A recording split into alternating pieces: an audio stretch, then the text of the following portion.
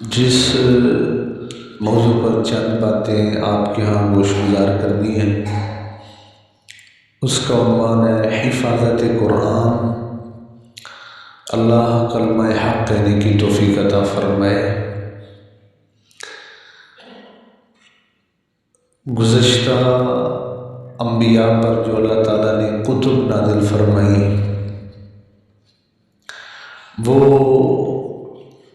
معجزہ بن کر نہیں آئی تھی، جبکہ سید الانبیاء صلی اللہ علیہ وسلم پر جو اللہ نے قرآن مجید کی صورت میں کتاب نازل فرمائی، جس طرح حضور کی ذات سراپا معجزہ تھی، اس طرح آپ پر آنے والی کتاب لا ریب بھی معجزہ بن کر آئی تھی، کیونکہ گزشتہ کتب خاص وقت، خاص پیریڈ، خاص علاقے اور معدود نبیوں کے لیے آئی تھی، جبکہ قرآن پاک اور حضور کی نبوت تا قیام قیامت یہی دین اور اسلام باقی رہنا ہے۔ اس لیے اللہ نے کتاب ایسی بھیجی جو معجزہ بن کر آئی تھی۔ اور قرآن پاک جو ایک کتاب ہے، اس کا معجزہ ہونا کئی اعتبار سے ہے۔ کون سی ایسی علامات ہیں، کون سی ایسی نشانیاں ہیں، کون سی ایسی ریزنز ہیں جس سے پتہ چلے کہ قرآن پاک واقعی ہی ایک معجزہ ہے؟ تو اس کی بہت ساری نشانیاں اور بہت ساری اس کی وجوہات ہیں۔ ان میں سب سے بڑی وجہ اور سب سے بڑی نشانی قرآن کے معجزہ ہونے کی وہ ہے قرآن کا محفوظ ہونا۔ قرآن کا محفوظ ہونا۔ تقریباً 15 صدیاں بیت گئی ہیں اس کتاب کو آسمان نے دنیا سے زمین دنیا پر آئے ہوئے، لیکن 100% اس میں کوئی تبدیلی نہیں، نہ زیر کی، نہ زبر کی، نہ لفظ کی، نہ کلمے کی، نہ لین کی۔ یہ بہت بڑی نشانی ہے کہ یہ اللہ تعالیٰ کا معجزہ ہے۔ اگر آپ میں کوئی شخص حضور کو دیے جانے والے معجزوں کو سر کی آنکھوں سے دیکھنا چاہے تو وہ کتاب لا ریب کو دیکھے۔ جس طرح آسمان دنیا سے حضور کے پاس آیا تھا، سیم اسی حالت میں میرے اور آپ کے ہاتھ میں قرآن مجید۔ باقی سارے نبیوں کے معجزے ان کی زندگیوں تک تھے۔ موسیٰ علیہ السلام کا معجزہ عصا تھا، لیکن تب تک تھا جب تک موسیٰ علیہ السلام تھے، اور اگر وہ عصا موسیٰ علیہ السلام کے ہاتھ میں نہ ہوتا، کسی اور ہاتھ میں ہوتا تو وہ معجزہ نہیں ہوتا تھا۔ جب تک موسیٰ علیہ السلام کے ہاتھ میں ہوتا تب تک وہ معجزہ ہوتا، اور جب تک موسیٰ علیہ السلام رہے تب تک وہ معجزہ تھا۔ لیکن میرے کریم نبی دنیا میں رہے یا پردہ فرما کے قیامت تک قرآن آپ کے ہاتھوں میں ہو یا حضور کے ہاتھوں میں ہو یا امت کے ہاتھوں میں، یہ اسی طرح معجزہ ہے جس طرح حضور کے ہاتھوں میں معجزہ تھا۔ اور یہ بہت بڑی نشانی ہے قرآن کے معجزہ ہونے کی۔ وہ کیا ہے؟ حفاظت قرآن، قرآن کا محفوظ ہونا۔ اس مضمون کو سورۃ الحجر میں آیت نمبر 9 میں اللہ تعالیٰ نے بیان فرمایا، اِنَّا نَحْنُ نَزَّلْنَا الذِّكْرَ وَإِنَّا لَهُ لَحَافِظُونَ، بے شک ہم نے ہی الذکر کو نازل کیا ہے۔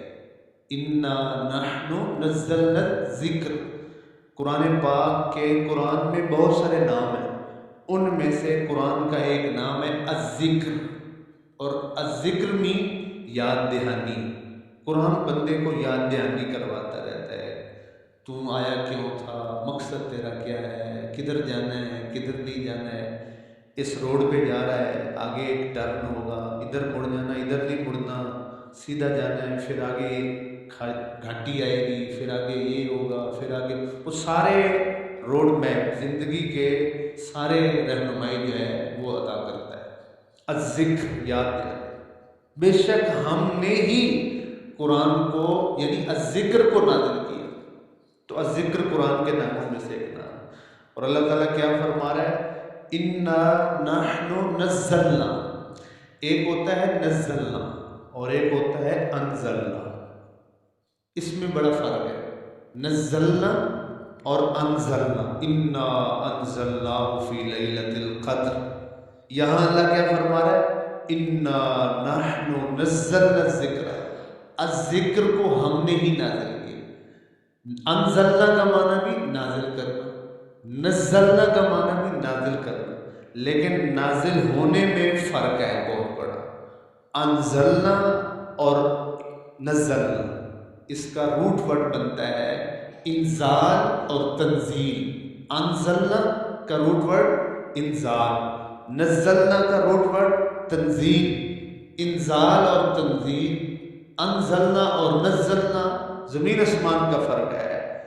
یک دم یک مشت ایک ہی وقت میں کٹھی کوئی بک، کوئی پمفلٹ، کوئی رسالہ کسی کے ہاتھ میں تھما دینا، اس کو کہتے ہیں انزال، انزلنا۔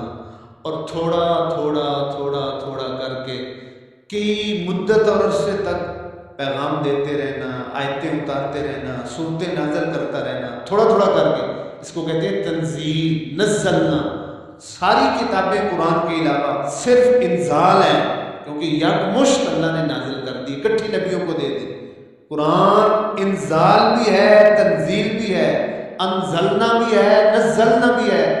لوح محفوظ سے آسمان دنیا پر انا انزلناہ فی لیلۃ القدر، اور پھر آسمان دنیا سے تھوڑا تھوڑا جبریل لے کر دنیا میں حضور کے پاس آتے رہے، تو انا نحن نزلنا الذکر۔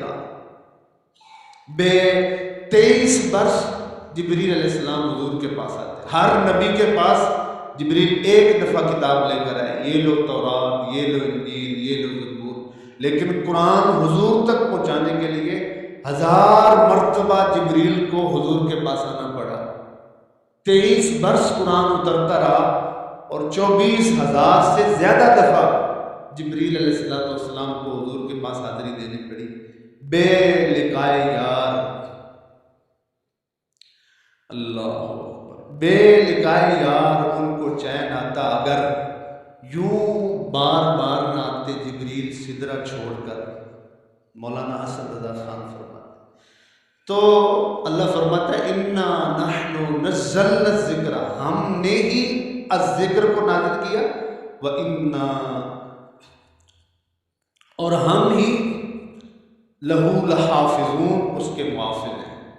پہلے جتنی بھی آسمانی کتابیں تھیں اللہ ان کا محافظ نہیں تھا، ان کتابوں کے جو علماء تھے وہ ان کے محافظ تھے، ان کتابوں کی حفاظت ان کے سپرد تھی۔ اللہ تعالیٰ قرآن پاک میں ارشاد فرماتا ہے سورۃ مائدہ کی آیت نمبر 44 میں، للذین ہادوا والربانیون والاحبار بما استحفظوا من کتاب اللہ، ان امتوں کے یہودی، ربانیون، احبار، یہودیوں کے عالم کو قرآن احبار کہتا ہے، حبر کی جمع، احبار، پادری، پوپ، عیسائی، یہودیوں عیسائیوں کی کتابوں کے حفاظت کا ذمہ اللہ کہتا ہے ان کے علماء کے سپرد تھا، انہوں نے نہیں حفاظت کی۔ رہی بات امت محمدی کی کتاب کی حفاظت، وَإِنَّا لَهُ لَحَافِظُونَ، اس کا حفاظت کا ذمہ میں خود اپنے ذمہ لیا۔ ان کی کتابوں کا محافظ ان کے علماء تھے، قرآن کی حفاظت اور اس کا محافظ اللہ تعالیٰ ہے۔ اس لیے ان کتابوں میں تبدیلیاں ہوں گی، 15 صدیوں بعد بھی قرآن آج تک بدلا نہیں ہے، کوئی تبدیلی نہیں ہے، کیونکہ اللہ نے اس کی حفاظت کا جو ہے وہ ذمہ لیا ہو۔ اب اللہ تعالیٰ نے قرآن کی حفاظت کا جب ذمہ لیا تو اس ذمہ داری کو اللہ تعالیٰ نے کس انداز میں نبھایا، اس کے مختلف طریقے بنائے، ان طریقوں سے قرآن محفوظ رہے گا۔ ان سورسز میں سے سب سے بڑا ذریعہ وہ حفظ کا تھا کہ اللہ تعالیٰ نے اس امت کے اندر حافظ بنائے، جبکہ آدم سے لے کر عیسیٰ علیہ السلام تک جتنی بھی کتابیں ہیں کسی کتاب کا حافظ نہیں ہوتا تھا۔ تورات کا کوئی حافظ نہیں، حافظ تورات، حافظ انجیل، حافظ زبور کوئی نہیں، حافظ قرآن آپ کو ملے اور بڑے بڑے قرآن پاک کے حافظ ملے۔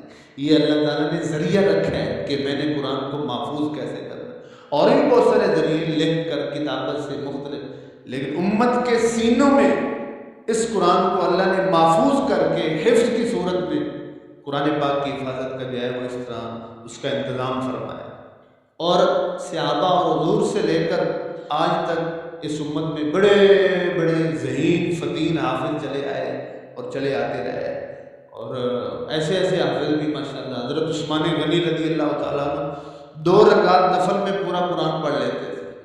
حضرت تمیم الداری رضی اللہ تعالیٰ عنہ تہجد کے اندر 2 رکعت نفل میں 7 دن میں پورا قرآن ختم کر لیتے تھے۔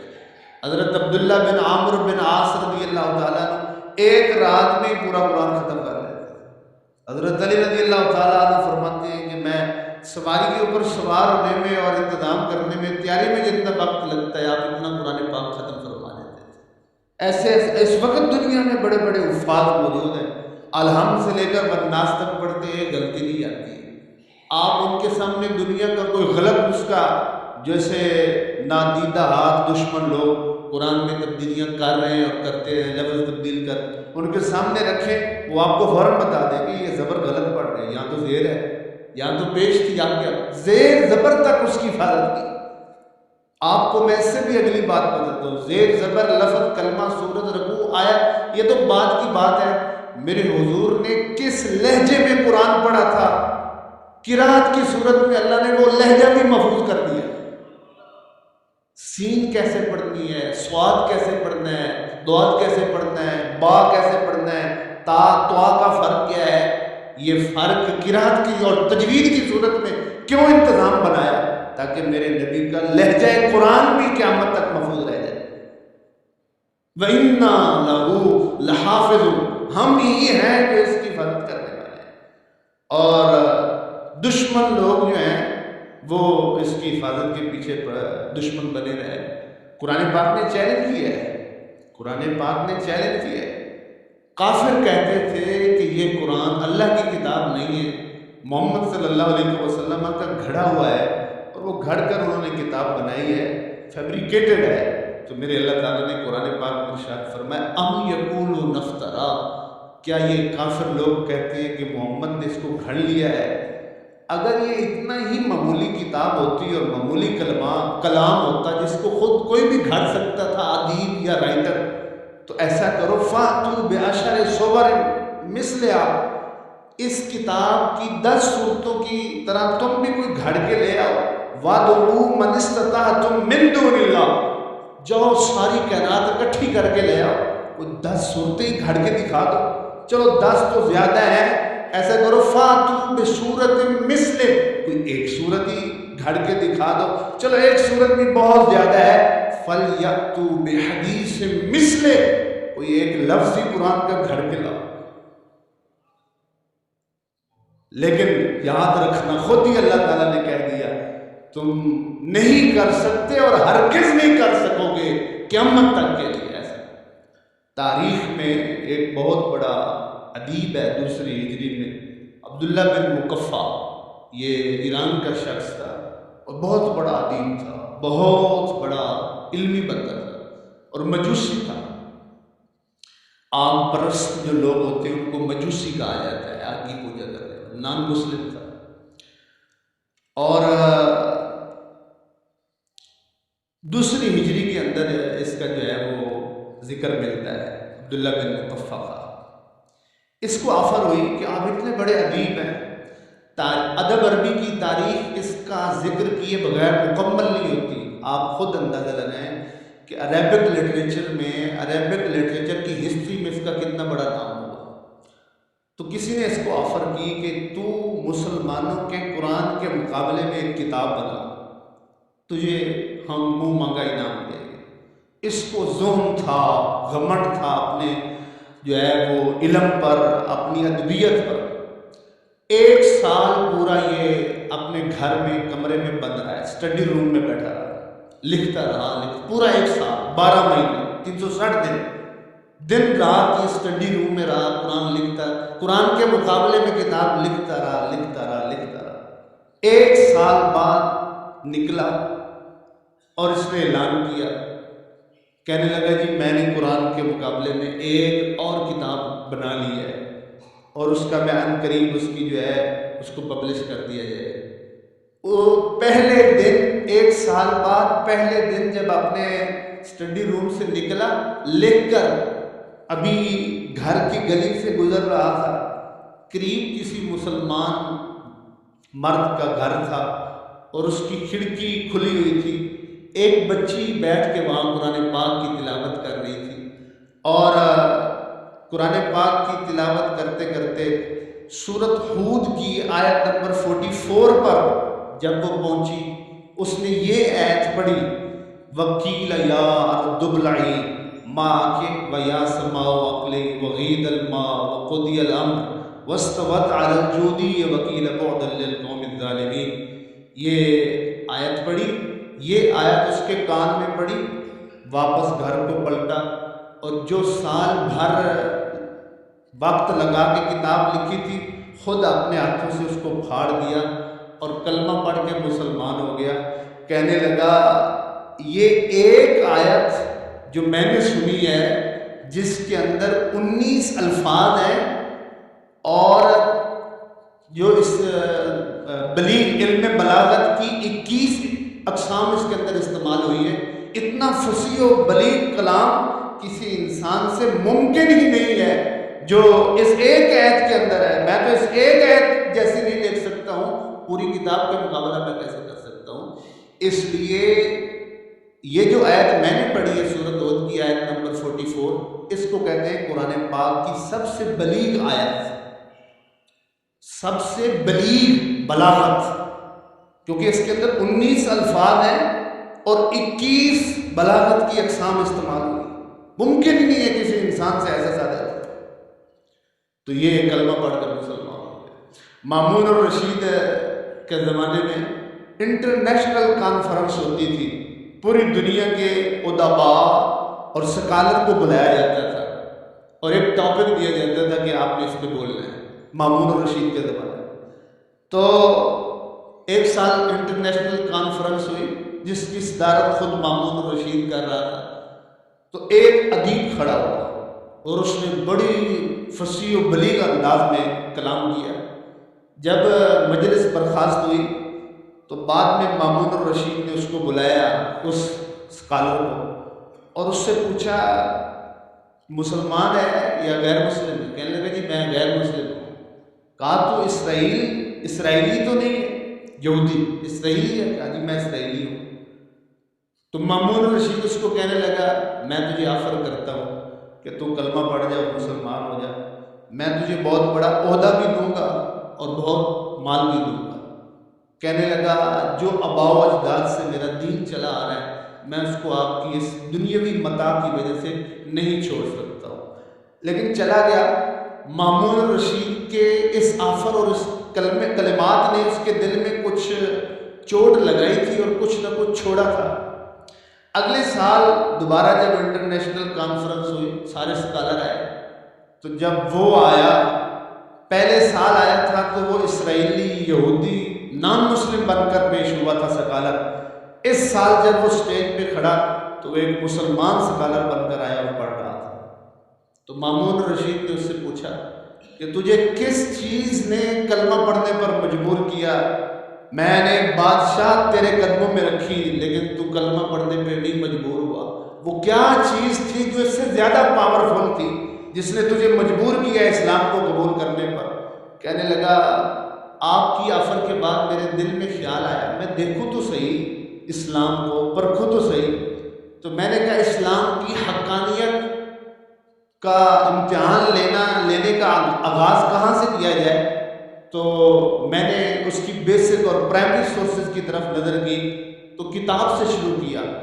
میں نے یہودیوں کی کتاب تورات کے 3 نسخے خود لکھے، اور میں بہت بڑا رائٹر ہوں، میں بہت خوبصورت رائٹنگ کا ادیب بھی ہوں، ایسے لکھتا ہوں کوئی فرق نہیں کر سکتا ہے میری لکھائی میں۔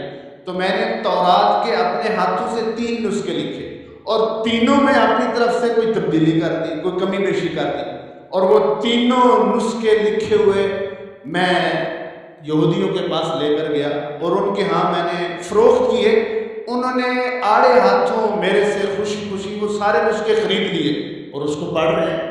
میں نے پھر 3 نسخے انجیل کے لکھے، اس میں بھی کمی بیشی کر دی، اور وہ جا کے عیسائیوں کے ہاں میں نے فروخت کیے، انہوں نے بھی ان کو خریدا اور اس کو میرے سے انہوں نے خرید کر اس کو وہ پڑھ رہے ہیں اور خوشی خوشی. پھر میں نے 3 نسخے قرآن پاک کے لکھے اور اس میں کمی بیشی کی، اور جب مارکیٹ میں لے کر گیا اور ایک صاحب کو میں نے دیا کہ دیکھو کتنا خوبصورت قرآن ہے جو میں نے لکھا ہے، شاید اس طرح کا لکھا ہوا آپ کے پاس نہ ہو. تو اس کو بڑا دل بھایا کہ واقعی بڑی اچھی تحریر ہے، خوبصورت نقش و نگار ہے. لیکن جب اس نے میرے نسخے کو پڑھا تو فوراً میرے حوالے کر دیا. کہنے لگا میں تو قرآن کا حافظ ہوں، سارا قرآن میرے سینے میں ہے، اور جو تو نسخہ لیے پھرتا ہے اس میں تو ہزاروں غلطیاں ہیں، ہزاروں تحریفیں ہیں، ہزاروں تبدیلیاں ہیں، یہ تو قرآن نہیں ہو سکتا ہے. کہا اس کے اتنے بول تھے، میں کلمہ پڑھ کر مسلمان ہو گیا کہ 1500 سال بعد بھی جس کتاب کی بات میں تبدیلی نہیں کی جا سکتی وہ سچا ہی مذہب ہو سکتا ہے. تو انا لہو لحافظون. اگرچہ عرصہ دراز سے جو ہے کفر اور طاغوتی سازشیں جو ہیں وہ اسلام کی بنیادوں کے خلاف ان کو خوخلا کرنے کے لیے مختلف انداز میں حملے کرتے چلی آئی ہیں، اور اسلام مخالف طاقتوں کا ہدف 2 چیزیں، ایک قرآن اور ایک صاحب قرآن. اور ہمیشہ سے اپنے اپنے انداز میں حضور کے زمانے سے لے کر اللہ تعالیٰ فرماتا ہے یریدون ان یطفئوا نور اللہ بافواہہم واللہ متم نورہ ولو کرہ الکافرون. اے حبیب یہ تو چاہتے ہیں کہ ہم اللہ کے نور کو اپنے منہ سے بجھا دیں، لیکن اللہ اپنے نور کو پورا کر کے رہے گا اگرچہ کافروں کو برائی کیوں نہ لگے. ہمیشہ سے ایسا کرتے ہیں. حالیہ جو ایک ملک سویڈن ہے اس نے ترکی کے سفارت خانے کے سامنے قرآن پاک کے نسخے کو جو ہے وہ جلایا اور اس کی بے حرمتی کی، اور اس طرح کی ہزاروں وارداتیں قرآن اور صاحب قرآن کی عزت اور ناموس پر حملے اور عرصہ دراز سے دشمن طاقتیں جو ہیں وہ کرتے چلی آئی ہیں. لیکن نور خدا ہے کفر کی حرکتوں پہ خندہ زن. نور خدا ہے کفر کی حرکتوں پہ خندہ زن. پھوکوں سے یہ چراغ بجھایا نہ جائے گا. یہ جتنی مرضی آپ حملے کر لیں، کیونکہ اس کی حفاظت مولوی نہیں کر رہے، اسکالر نہیں کر رہے، حکمران نہیں کر رہے. اس کی حفاظت قرآن اور صاحب قرآن کی حفاظت اور محافظ کائنات کو بنانے والا رب العالمین ہے. واللہ یعصمک من الناس انا نحن نزلنا الذکر وانا لہ لحافظون. اس پر کوئی حرف نہیں آ سکتا، اس کی عزت اور ناموس میں کوئی کمی نہیں آ سکتی. قرآن اور صاحب قرآن دونوں کی عزت دن بدن وللآخرۃ خیر لک من الاولی ورفعنا لک ذکرک کے تاج کے ساتھ دن بدن پروان چڑھ رہی ہے. جتنی مرضی حرکتیں کوئی کر لے، بلکہ انہی میں سے لوگ قرآن پڑھ پڑھ کر قرآن کو مسلمان کرتا جا رہا ہے، ان کے دل بدلتے جا رہے ہیں. اللہ اکبر. تو لیکن ہم ان حالات کے اندر اور ایسی غلیظ حرکات جو مختلف دنیا کی طاقتوں کی طرف سے قرآن اور صاحب قرآن کے خلاف کی جاتی ہے، اس پر جو مسلم حکمران ہیں ان کا کیا فریضہ بنتا ہے. وہ اپنے فریضے اور ذمہ داری کا اللہ کے یہاں خود جواب دہ ہیں. اگرچہ کسی حد تک جو ہے وہ ترکی نے عملی طور پر اس پر اقدام اٹھایا اور اس میں نیٹو فورسز میں اس کی شمولیت کی مخالفت کی، سفارتی تعلقات کو ختم کیا اس جو ہے وہ کام پر، اور وزرائے خارجہ کے ساتھ اس جو ملاقاتیں تھیں اس کو انہوں نے جو ہے وہ منسوخ کر دیا ہے. عملی اقدام کچھ کیا ہے، لیکن من حیث الامت سوائے چند مذمتی کلمات اور مذمتی باتوں اور لفظوں کے سوا کچھ بھی نہیں ہے اور کچھ بھی نہیں کر رہے ہیں. اور ہارون الرشید 1 سال حج کرتے تھے اور 1 سال آپ جہاد کرتے تھے. ہارون الرشید بادشاہ 1 سال جہاد اور 1 سال حج پہ. یہ بھی حکمران تھے. آپ دیکھیے ایک دفعہ روم کا جو بادشاہ تھا نفقور اس کا نام تھا. ہارون الرشید کے زمانے میں جو روم کا بادشاہ تھا وہ نفقور اس کا نام تھا. نفکور روم کے بادشاہ سے پہلے وہاں ایک حکمران تھی تخت پر، وہ خاتون تھی، ملکہ تھی۔ ہارون الرشید کے زمانے میں جتنے بھی کفر سلطنت اور حکومتیں تھیں وہ ٹیکس پے کرتی تھی مسلمان حکومت کو، اور مسلمان حکومتیں اپنوں اور دوسری ساری دنیا سے ٹیکس اکٹھا کرتی تھی، اور یہ روم بھی اس وقت مسلمان حکومت کو اور خلافت کو ٹیکس پے کرتا تھا۔ جب وہ ملکہ فوت ہوئی تو اس کے بعد یہ بادشاہ براجمان ہوا جس کا نام نفکور ہے، بہت بڑا متکبر شخص تھا۔ تو اس نے خط لکھا ہارون الرشید کو، اور خط میں کیا لکھا، جس کا خلاصہ اور سمری یہ تھی کہ میرے سے پہلے جتنے بھی روم کے بادشاہ تھے وہ بزدل تھے، اور وہ آپ کو ٹیکس پے کرتے تھے، وہ آپ کو جو ہے وہ گزار دیتے تھے، لیکن آج کے بعد میں اعلان کر رہا ہوں کہ میں نہیں دوں گا۔ نہ صرف یہ کہ میں نہیں دوں گا، جو کچھ روم کی سلطنت سے آپ پہلے ٹیکس لے چکے ہیں وہ بھی واپس کرو، اور اگر آپ واپس نہیں کرتے ہو تو پھر آپ کے اور ہمارے درمیان جو ہے وہ تلوار فیصلہ کرے گی۔ خط ختم ہو گیا، اور یہ ہارون الرشید کے پاس خط پہنچ گیا، اور ہارون الرشید نے وہ خط کھولا تو اب ایک سپر پاور کی طرف سے یہ خط بھیجا گیا ہے اور دھمکی امید ہے، تو اس پر ہارون الرشید کا رد عمل کیا تھا؟ کوئی مذمتی بیان، کوئی قرارداد، کوئی احتجاج، کوئی تقریر کرنی وہاں جا کے، کہتے ہیں نا انہوں نے بڑی تقریر کی ہے وہاں جا کے، نہیں، ہارون الرشید نے کوئی لمبی چوڑی تقریر نہیں کی تھی، کوئی مذمتی قرارداد نہیں پیش کی تھی، کوئی احتجاج نہیں کیا تھا، کوئی مذمت نہیں الفاظ میں کی تھی، پرزور الفاظ میں۔ ہارون الرشید نے کیا کہا؟ غیظ و غضب کی حالت میں آپ نے اپنے رائٹر اور کاتب کو کہا نئے پیج کو ضائع کرنے کی ضرورت نہیں ہے، اس کے جواب کے لیے ہمیں پیج ضائع کرنے کی ضرورت نہیں ہے، ایسا کرو اسی کے خط کے بیک سائڈ پہ جواب لکھو۔ اور وہ جواب کیا تھا جو مسلمانوں کے امیر المومنین نے دیا تھا، اور سنہرے الفاظ کے ساتھ تاریخ کے اوراق میں حافظ ابن کثیر نے البدایہ میں لکھا، کیا تھا؟ شروع یہاں سے ہو رہا ہے، بسم اللہ الرحمن الرحیم، من ہارون امیر المومنین الی نفکور قلب الروم، بسم اللہ الرحمن الرحیم، اللہ کے نام سے جو بہت مہربان اور رحم فرمانے والا ہے، ہارون الرشید امیر المومنین کی طرف سے روم کے کتے نفکور کی طرف، لفظ ہے اس لیے میں ترجمہ کر رہا ہوں، الی نفکور قلب الروم۔ آگے خط کا جواب کیا ہے؟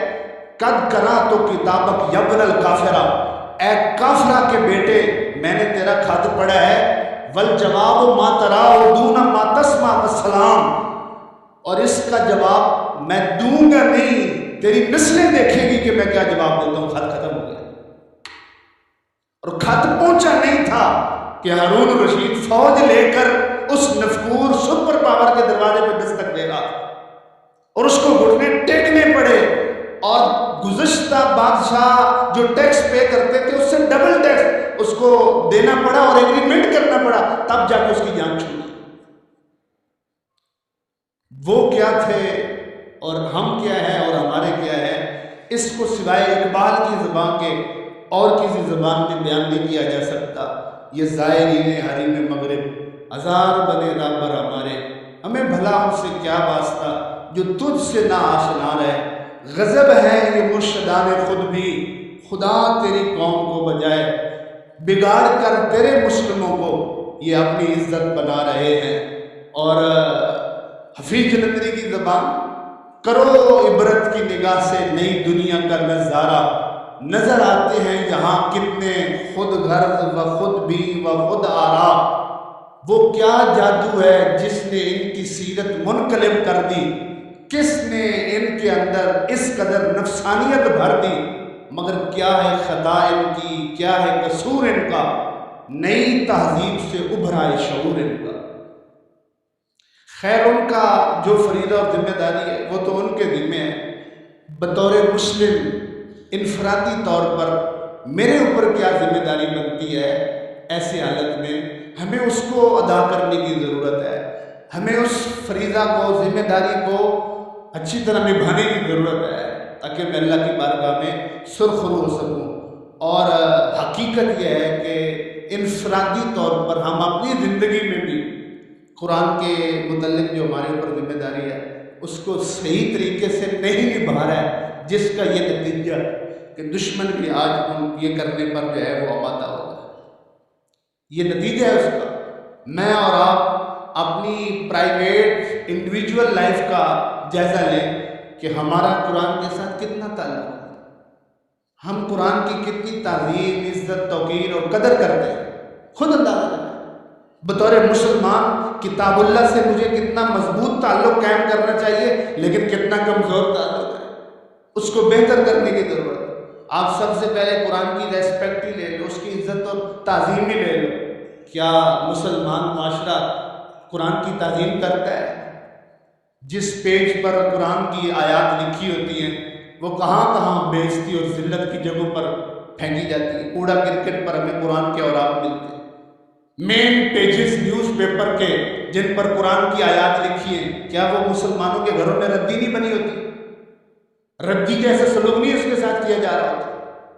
قرآن کی آیت، ہمارے اپنے ہاتھوں سے کیا قرآن کی عزت ہوتی ہے؟ کیا قرآن کی تکریم ہوتی ہے؟ جن کے سینوں میں قرآن ہوتا ہے، حافظ قرآن جن کو کہا جاتا ہے، قرآن پڑھنے پڑھانے والوں کو کیا ہم معاشرے کا نکما، ذلیل اور گھٹیا نہیں سمجھتے؟ ان کو دہشت گرد نہیں سمجھتے قرآن پڑھنے پڑھانے والوں کو؟ کیا ہمارا قرآن کے ساتھ یہی تعلق ہے؟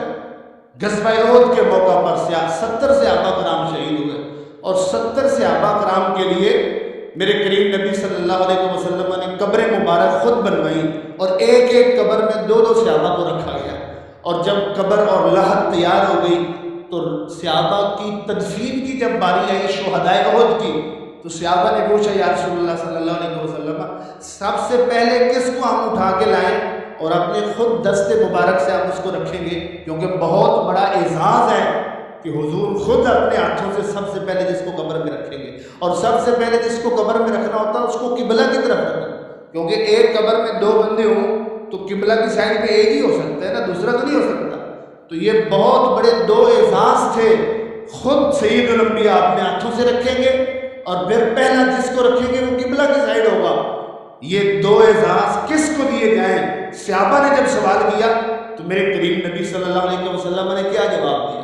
جو تم میں سے قریشی ہے، جس کا تعلق میرے خاندان سے ہے، جو چودھری ہے، جو بڑا ہے کاسٹ کے حساب سے، نسب کے حساب سے، حسب کے حساب سے، عہدے کے حساب سے، اس کو پروٹوکول دیا جائے؟ نہیں، میرے حضور نے فرمایا ان میں سے جو زیادہ قرآن جانتا ہے اس کو پہلے لے آؤ۔ وہ معزز تھے زمانے میں مسلمان ہو کر، ہم کھار ہوئے تارے کے قرآن ہو کر۔ سب سے پہلے حضور صلی اللہ علیہ وسلم کے زمانے میں 10 ہجری تک پورا عرب کلمہ پڑھ چکا تھا، مکہ، مدینہ، طائف سارا کلمہ پڑھ چکا تھا، لیکن ہر علاقے میں حضور کا ایک نیب تھا جو حضور خود بھیجتے تھے، اور جب نیب بھیجنے کی باری ہوتی، مکہ میں حضور کا نیب فلاں ہوگا، طائف میں حضور کا نیب فلاں ہوگا، فلاں قبیلے میں حضور کا نیب فلاں ہوگا۔ کس کو بنایا جائے؟ کیا اتھارٹی ہے، کیا کنڈیشنز ہیں، کیا شرائط ہیں، کیا پرائیورٹی ہے، کس کو ترتیب ہے؟ میرے حضور دیکھتے تھے جو حافظ قرآن سے ابھی ہوتا تھا وہ میرا نیب ہوگا، وہ قبیلوں کا گورنر، شہروں کا گورنر اور حضور کا وزیر اور خلیفہ بنے گا، جو حافظ قرآن ہوتا، جس کے سینے میں قرآن زیادہ ہوتا تھا۔ اور ہم قرآن اور قرآن والوں سے ہمارا کیا ریسپیکٹ اور عزت کا تعلق ہے وہ آپ زیادہ جانتے ہیں۔ ان کو کیا کہنا ہے، ان کو کیا کہنا ہے۔ 6 رجب المرجب کو خواجہ معین الدین چشتی اجمیری رحمۃ اللہ علیہ کا عرس مبارک اور وصال ہے۔ ان کے حوالے سے مجھے ایک بات یاد آئی، تعظیم قرآن کے حوالے سے ان کی ملفوظات اکٹھے کیے گئے اور دلیل العارفین کتاب نے اس کے لکھے، اس میں انہوں نے بڑی ایک عجیب تعظیم قرآن کے حوالے سے بات کی۔